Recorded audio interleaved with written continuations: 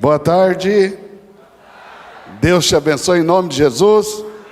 Será que você pode aplaudir a Jesus pela vida do seu pastor? Mas você pode celebrar Jesus pela vida dele?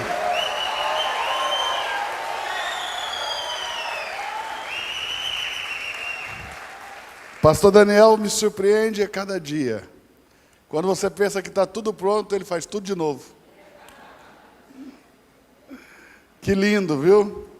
Eu fico aqui maravilhado com tudo que Deus está fazendo, com tanto espaço que vocês têm, né? Lá em Balneário, 1 metro quadrado anda meio caro, a gente tem que ficar meio apertado, né? Mas Deus abençoe, pastor Daniel, estou muito orgulhoso também pela sua trajetória. Eu preguei lá na Rua de Terra, nos 20 cadeirinhas, e vi o que Deus fez na sua vida, tenho acompanhado. É uma honra poder ser seu amigo, é uma honra poder compartilhar da sua intimidade, essa amizade, né? Existem amigos que são mais chegados do que um irmão. Você é um deles. Obrigado. Muito obrigado mesmo. Você me inspira, me ensina, me ajuda sempre. É uma das pessoas que eu mais confio nessa terra. Obrigado por todos os conselhos, por todas as dicas. Esse cara é responsável por quase tudo que nós estamos vivendo como igreja lá, porque quando eu era itinerante, eu achava que sabia das coisas. Falava. Quando eu me tornei pastor, liguei para ele: o que eu faço agora? Muito obrigado, tá? Também quero cumprimentar todas as autoridades presentes, na pessoa do prefeito eleito aqui de Cuiabá. Deus abençoe, prefeito, que o seu mandato seja aí um governo de muitas bênçãos, de muito crescimento para essa cidade, para as pessoas, em nome de Jesus. Amém? Será que a gente podia celebrar também pela vida da pastora Keila? Keila é uma amiga querida, tão preciosa. Deus abençoe a vida dela. Vai virar médica agora, Jesus. Ai, gente, eu tenho agora médico de graça, advogado de graça. Eu estou querendo que meus amigos formem mesmo. Vai formando. Bora para a palavra, gente? Vamos orar ao Senhor? Ok. Pai nosso que está no mais alto de todos os céus, sejam trazidas à tua presença todos os nossos dons e dádivas, em santificação do teu santo e amado nome. E pela santificação do teu nome, seja o teu reino atraído para a terra, e vindo o teu reino, que a tua vontade seja feita aqui embaixo na terra, do mesmo modo que ela é feita aí em cima, no mais alto de todos os céus. Antecipe, Senhor, as nossas bênçãos, e o pão que não podemos colher no sábado, dai-nos hoje. Perdoe todas as nossas dívidas, como também as nossas ofensas, e dai-nos um coração humilde, e disposição no coração, para perdoarmos aqueles que nos devem, como também aqueles que têm nos ofendido.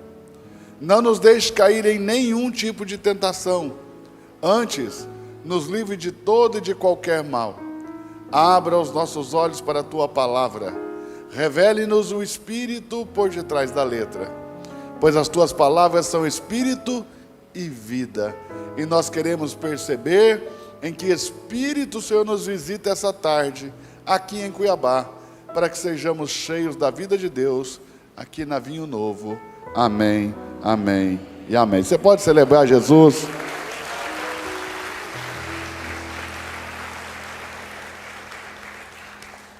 É uma honra verdadeiramente estar aqui com vocês, viu? Gente, eu tenho uma palavra que Deus colocou no meu coração, e eu quero compartilhar essa palavra com vocês, acerca da imagem do nosso Deus. Você pode olhar para essa pessoa bonita que está do seu lado e dizer: a imagem do nosso Deus. Ok. Quando Deus cria o homem, em Gênesis 1, 26, 27, a Escritura vai dizer que Deus faz o homem, 2 segundo a sua imagem, e conforme a sua semelhança. De novo, Deus criou o homem segundo a sua imagem e conforme a sua semelhança. Qual era o propósito de Deus? De que o homem fizesse duas coisas básicas. Através da imagem de Deus, que o homem expressasse a Deus em toda a criação, e através da semelhança, que o homem representasse a Deus, governando sobre toda a criação. Então, o papel do homem na criação era expressar por meio da imagem e representar por meio da semelhança. O advento do pecado fez com que o homem perdesse a imagem de Deus. O homem foi feito à imagem de Deus. Mas com o pecado, o homem perde essa imagem. Você está aí? Você está aí? Fala alguma coisa para saber que você está bem. Amém ou não amém? Amém? Amém? Então o homem perde essa imagem. Quando Adão gera o seu primeiro filho, o que o texto bíblico diz é que Adão gera um filho segundo a sua imagem. Veja, Adão não gerou um filho segundo a imagem de Deus, como ele foi gerado, mas ele gerou um filho à sua imagem, a imagem de um homem caído, segundo a sua semelhança, a semelhança de um homem caído, com uma natureza caída, com uma natureza que já tinha perdido a imagem do nosso Deus. Então, a imagem do nosso Deus ficou perdida na criação. A terra não tinha mais a imagem de Deus. A imagem de Deus agora está restrita ao céu. O céu tem a imagem de Deus, mas a terra, com o advento do pecado, perde a imagem de Deus. Então esse homem perde o poder de expressar a Deus. E agora todos os filhos de Adão expressam Adão, porque eles são segundo a imagem de Adão. Consegue entender ou não? E a imagem do Senhor está lá no céu. E qual é a função da criação? Toda a criação trabalha para contribuir e suprir e colaborar com a imagem de Deus. Ou seja, a criação de Deus responde à imagem de Deus. Enquanto o homem tinha a imagem, toda a criação o provia. Veja, o texto bíblico de Gênesis capítulo 2, verso de número 7, onde Deus forma o homem. Se você ver o verso 4, vai dizer que Deus, antes de formar o homem, Ele vai fazer chover sobre a terra, porque não chovia sobre a terra, mas subia um vapor dela e deixava ela úmida. Não havia plantas nem ervas, porque não havia homem para lavrar a terra. Já revelando que o objetivo de Deus, ao formar o homem, é que o homem fosse um plantador, um semeador, um lavrador. Mas Deus não vai deixar o homem lavrar. Deus vai colocar o homem na terra, num jardim que Deus plantou. Gênesis capítulo 2, verso 8, Deus planta o jardim. Verso 9, Deus faz brotar da terra toda sorte de árvores, agradáveis à vista e boas para o alimento. No verso 16, Deus ordena ao homem que coma de toda a árvore do jardim.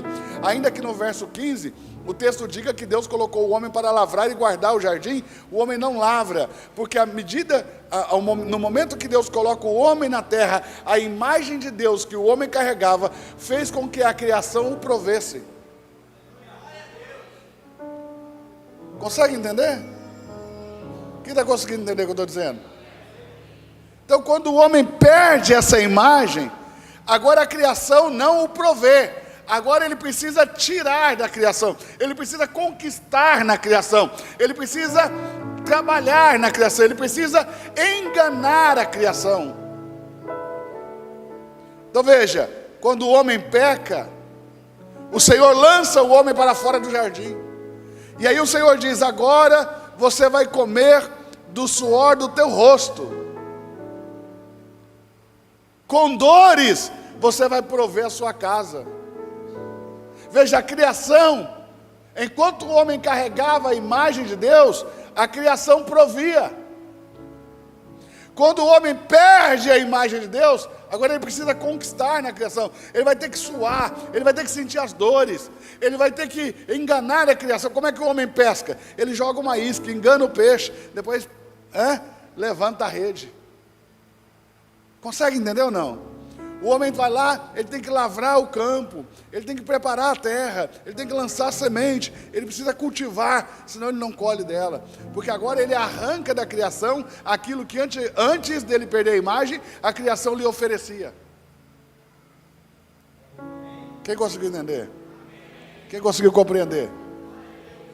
Qual é a missão do Senhor? Devolver para a terra a sua imagem. Isso é que vai resultar na encarnação do Verbo de Deus. Por que que o Verbo de Deus vai encarnar? Por que que o Cristo de Deus se fará homem? Para trazer de volta a imagem que se perdeu. Consegue entender ou não? Quero ler um primeiro texto com você então. Isaías capítulo 9, verso 6. Diz assim: porque um menino nos nasceu, um filho se nos deu, e o governo estará sobre os seus ombros, e o seu nome será Maravilhoso Conselheiro, Deus Forte, Pai da Eternidade e Príncipe da Paz. Preste atenção nesse versículo. Porque um menino nos nasceu, um filho se nos deu. Veja, o menino nasce, o filho é dado. De novo. O menino nasce, o filho é dado. O menino nasce por obra do Espírito Santo, que visitou e plantou uma semente no ventre de uma virgem. Então nasce o menino. Agora, o filho não nasce, porque o filho sempre existiu. Então o filho foi dado. O menino nasceu, o filho foi dado. O Filho de Deus, que é a segunda pessoa da Trindade Divina. O Deus Pai, a primeira pessoa, o Deus Filho, a segunda pessoa, o Deus Espírito Santo, a terceira pessoa. Esse Deus Filho, que também é Deus, igual em glória, em honra, em essência. Ele é dado. E ele nos é dado no corpo de um menino que nasce. Vou falar de novo. Um menino nos nasceu, um filho se nos deu. O menino nasce enquanto homem, mas o filho, que sempre existiu, foi dado. Então ele foi dado no corpo de um menino que vai nascer. E qual era o objetivo de Deus? Trazer de volta para a terra a sua imagem.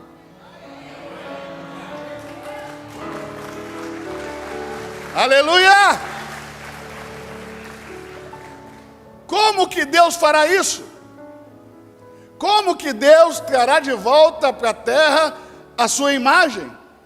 Por meio da encarnação de Cristo. Veja, 1 Coríntios capítulo 15, verso 47 diz: porque o primeiro homem, Adão, que veio da terra, é terreno, mas o segundo homem, o Senhor, ele é do céu. Ele não é da terra, ele é do céu. Ele foi dado para a terra, mas ele é do céu. E esse que do céu vem, traz com ele de volta a imagem que foi perdida.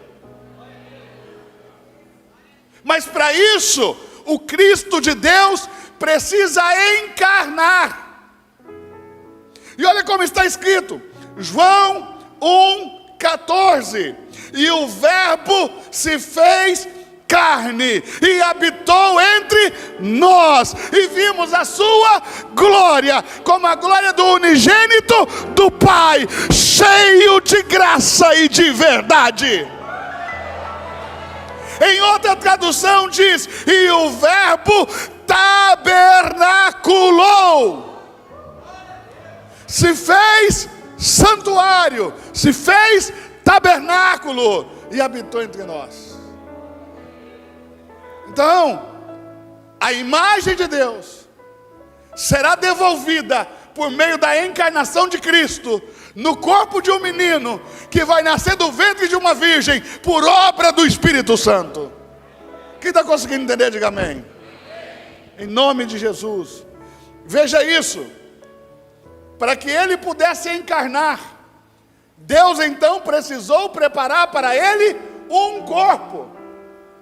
Porque João 4,24 diz: Deus é Espírito.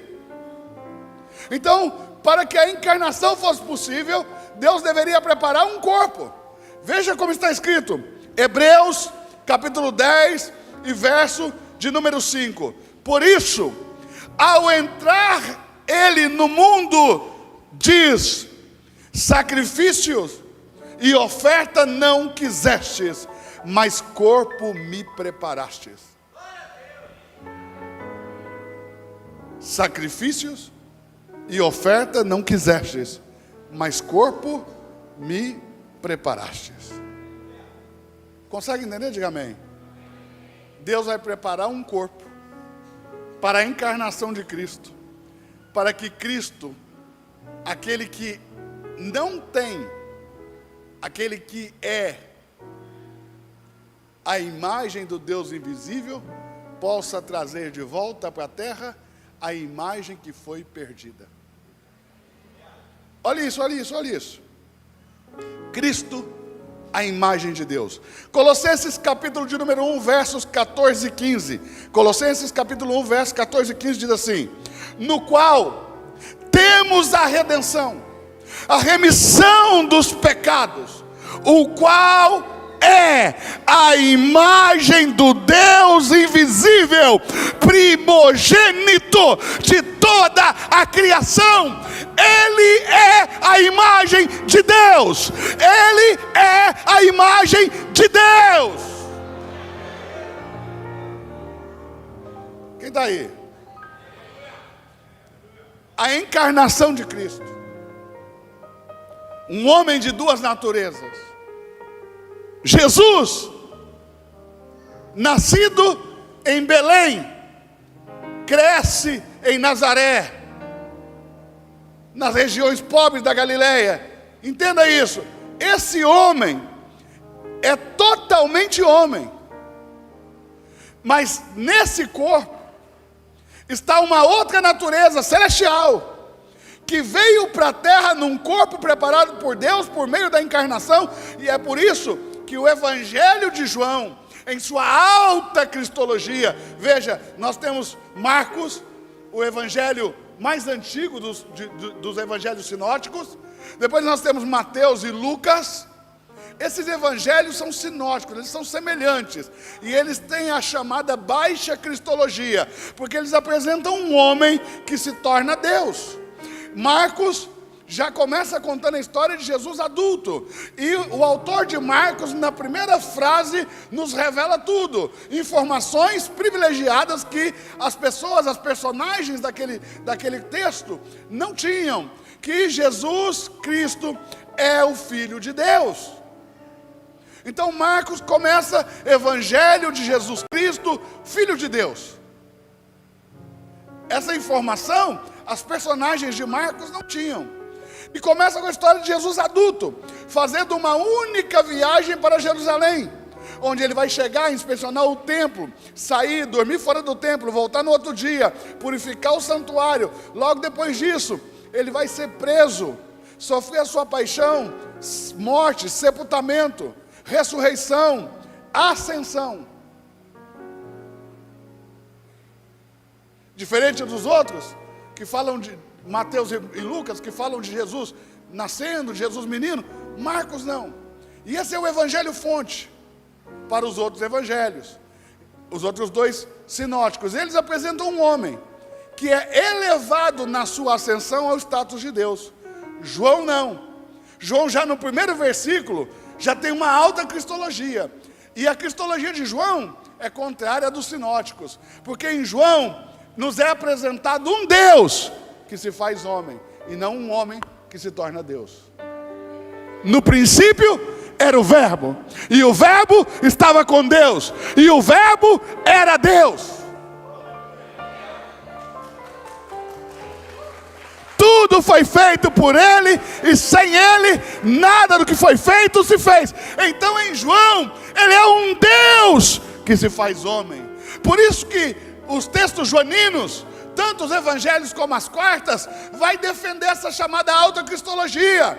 E a ideia é tão poderosa que em João, nos textos joaninos, chega a se dizer: quem não confessar Cristo encarnado não procede de Deus.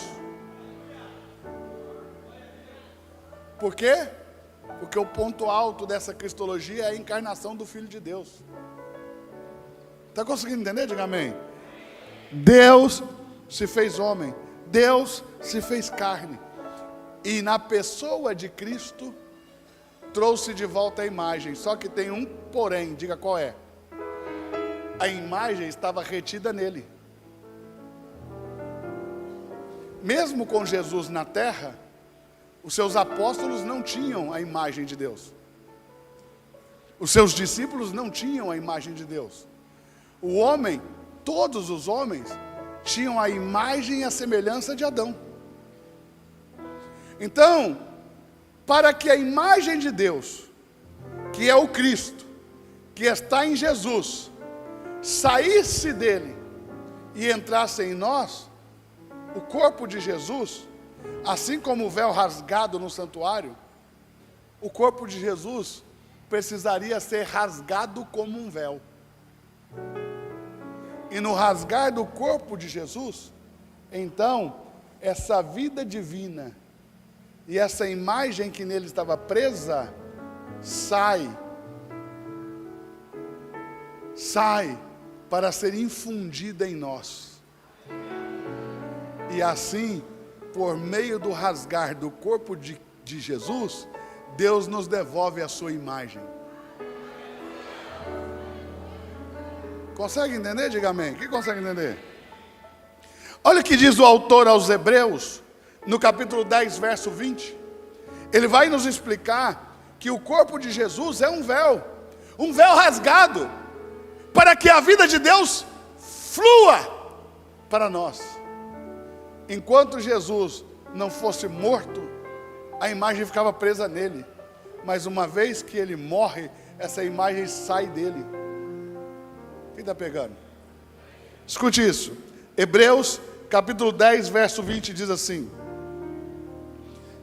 pelo novo e vivo caminho que ele nos consagrou pelo véu, isto é, pela sua carne. Quando Jesus morre, lá no santuário, no templo, que Salomão construiu, depois foi destruído, Zorobabel reconstrói, é destruído de novo, Herodes reconstrói, e é nesse templo que Herodes reconstrói que Jesus convive. Lá tem um véu, que no momento em que Jesus morre no Gólgota, no Moriá, no mesmo monte do templo, esse véu é rasgado de alto a baixo.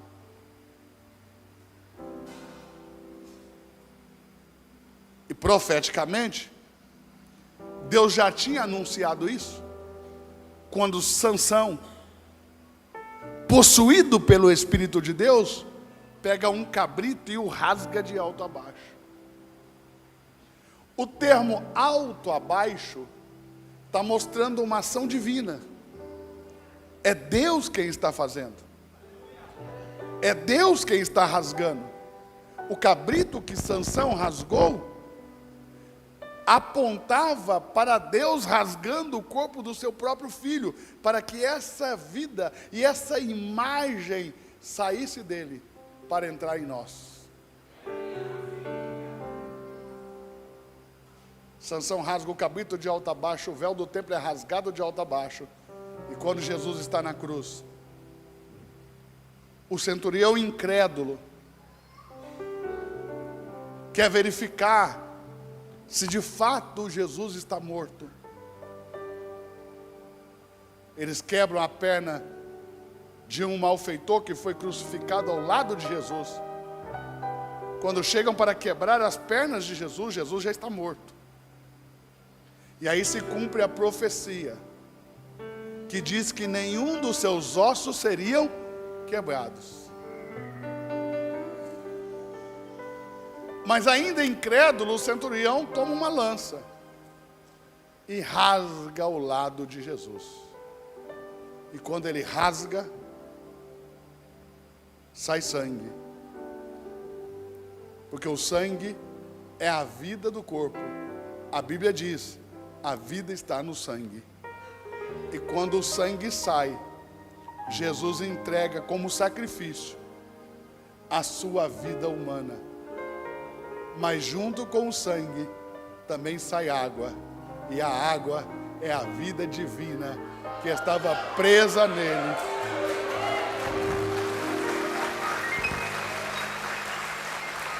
A água é a vida divina que estava presa nele, que sai para nos dar vida.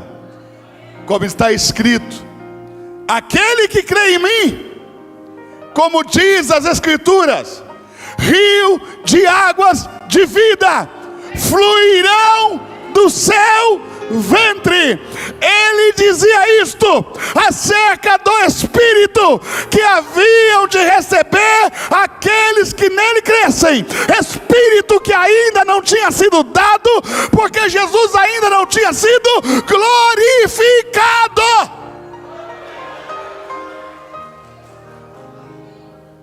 Então, ao mesmo tempo que ele entrega a sua vida humana como um cordeiro de Deus, como um sacrifício em resgate e expiação dos nossos pecados, ele libera a sua vida divina. Ele libera a sua vida divina. Entenda, era necessário que o Cordeiro de Deus fosse ferido. Era necessário a cruz de Cristo. Era necessário, porque a cruz é o lugar da expiação do pecado, mas também é o lugar da liberação da vida. A cruz é o lugar da remissão dos nossos pecados, mas é o lugar também em que a imagem de Deus é liberada de volta para nós. Quem está conseguindo entender?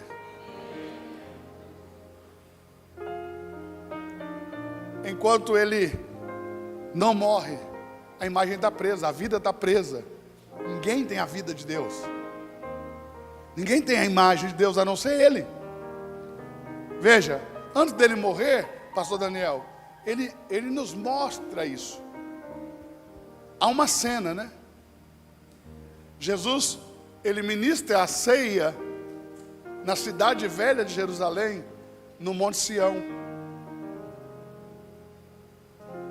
E ele sai dali, cruza o Vale do Inom, passa pelo Vale do Cedron, sobe o Monte das Oliveiras, de costa para Jerusalém,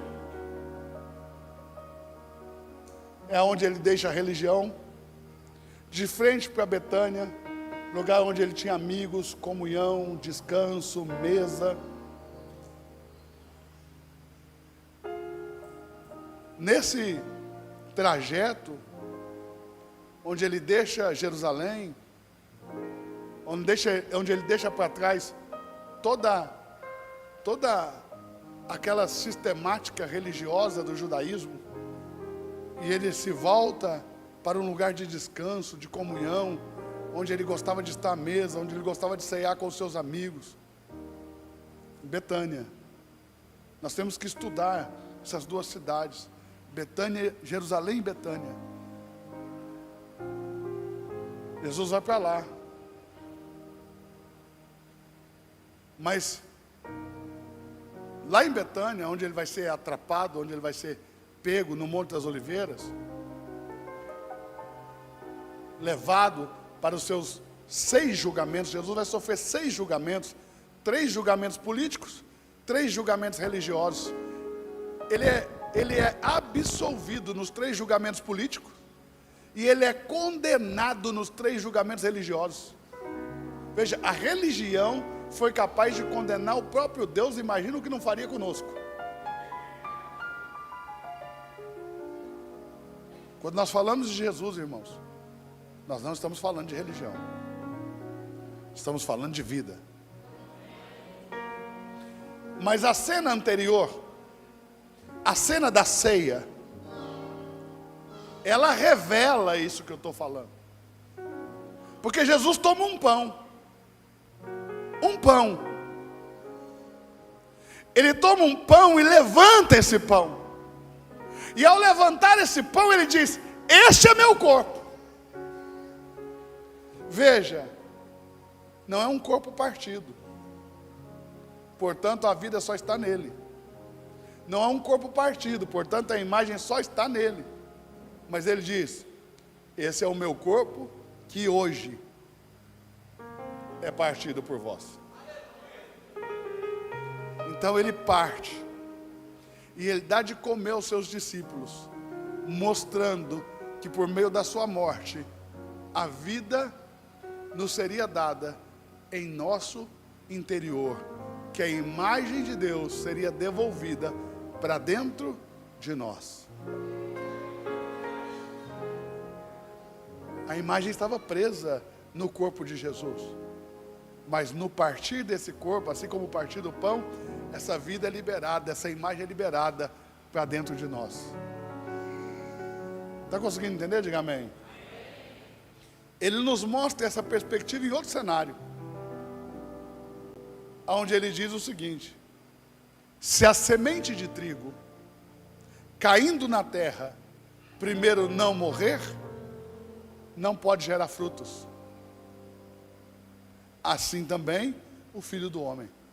Ou seja, ele diz: eu sou uma semente de trigo, mas quando eu for, assim como uma semente sepultado na terra, o que acontece com a semente quando ela é sepultada?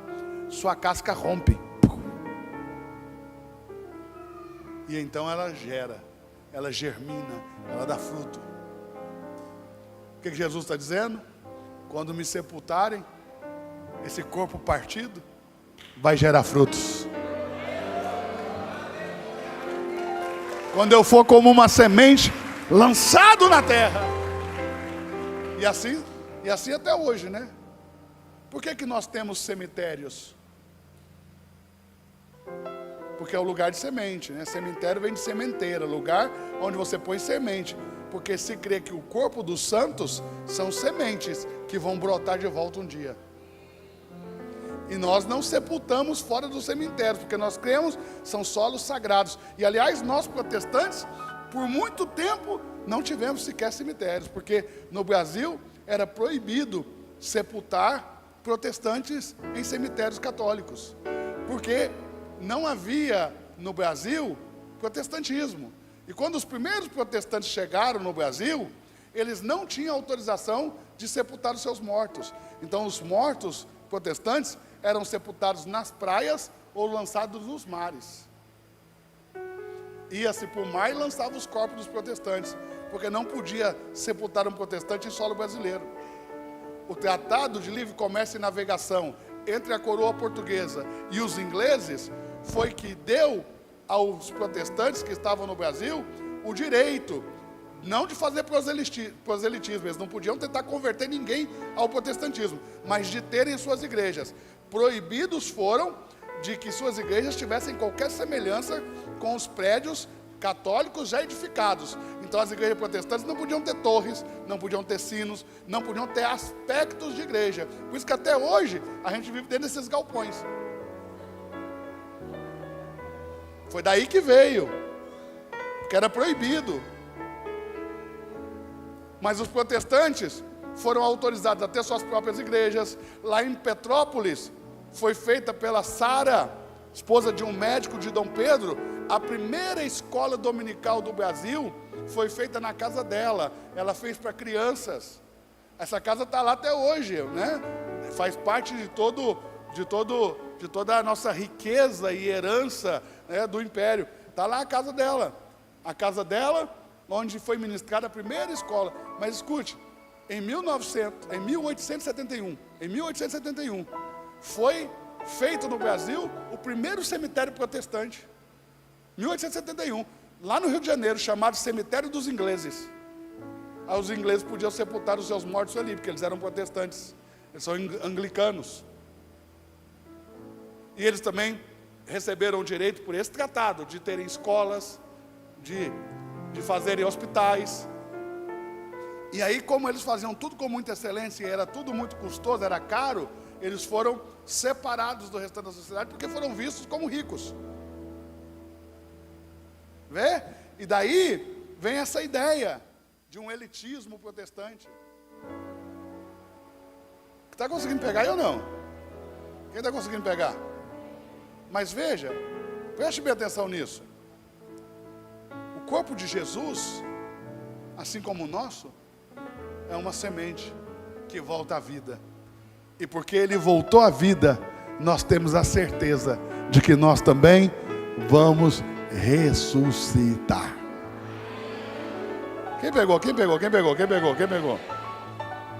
quero ler com você. João capítulo 12, verso 24 diz assim: em verdade, e a verdade eu vos digo, que se o grão de trigo caindo na terra não morrer, fica ele só, mas se morrer, dá muito fruto.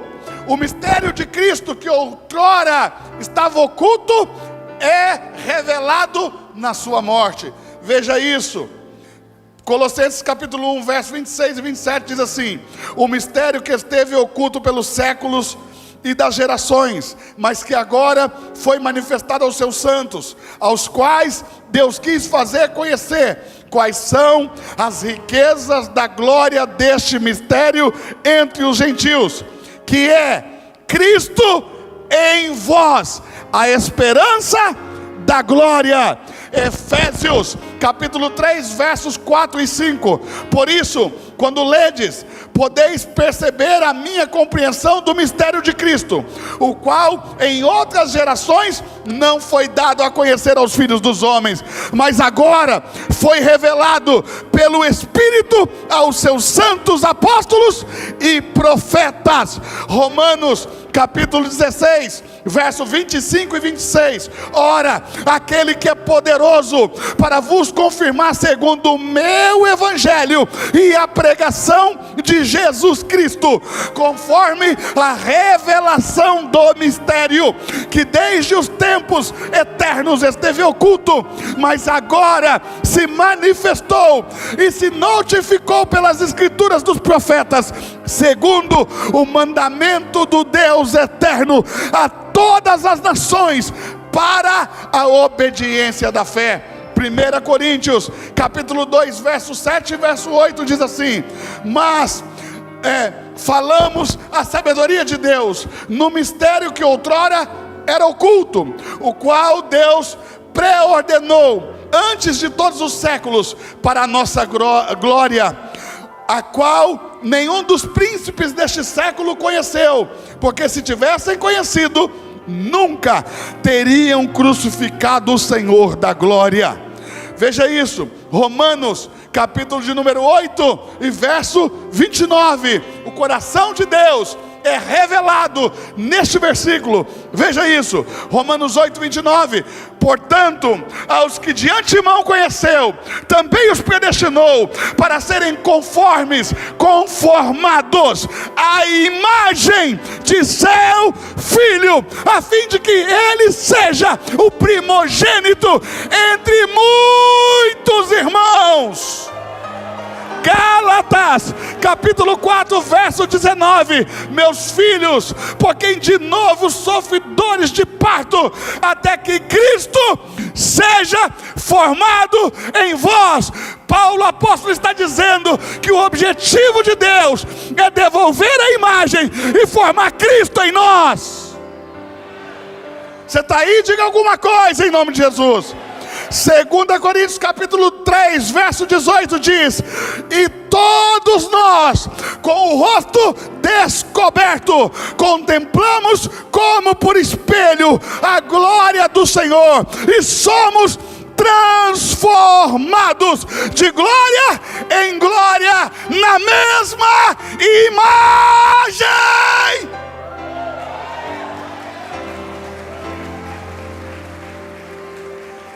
Como pelo Espírito do Senhor.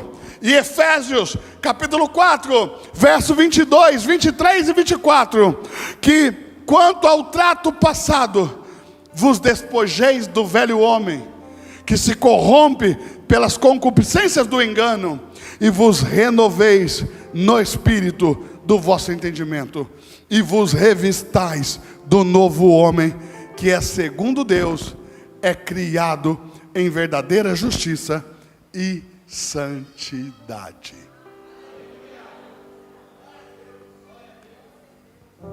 Sabe o que é que você precisa ter em mente?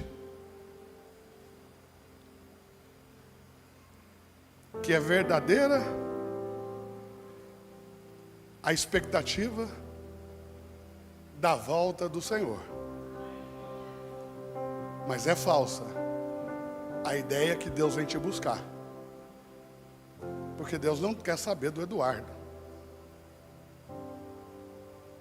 Deus vem buscar o seu filho,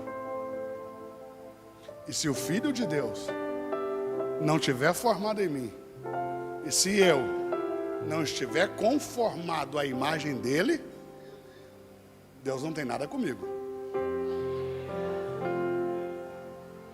Porque Deus vem buscar a Cristo. Por isso nós, que somos corpo de Cristo, precisamos ser conformados à sua imagem. E precisamos ter Cristo formado em nós. Porque Deus vem buscar o seu filho. E a igreja é corpo do Filho de Deus. Quem conseguiu entender, diga amém. Olhe para a direita e para a esquerda. Procure a pessoa mais bonita perto de você e diga: que bom que você veio. Pegue na mão dessa pessoa e diga: Deus trouxe você para pagar o meu jantar essa noite. Não tem coincidências. Se Deus pôs esse irmão precioso perto de você, é ele que Deus vai levantar para pagar seu jantar. Amém, irmão? Saia hoje daqui celebrando a Deus, celebrando a Jesus, porque o Espírito Santo está formando Cristo em nós, e a imagem de Deus foi devolvida. Olhe para quem está perto de você e me ajude a pregar e diga para essa pessoa: você não precisa de mais dinheiro, você não precisa de mais favores humanos. A única coisa que você precisa é resgatar a imagem, porque aquele que tem a imagem,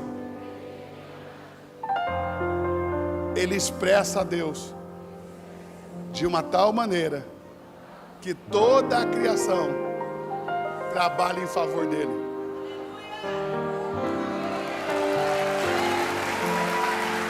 Toda a criação trabalha em favor daquele que é a imagem de Deus.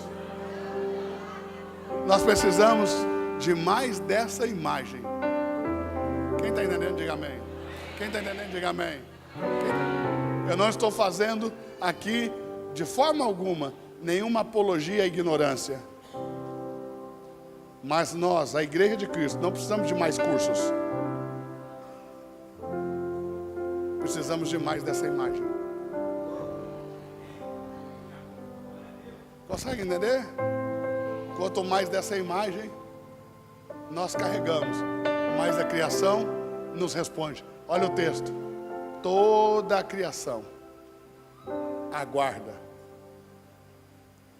na expectativa da manifestação dos filhos de Deus. Deus te abençoe, em nome de Jesus, amém.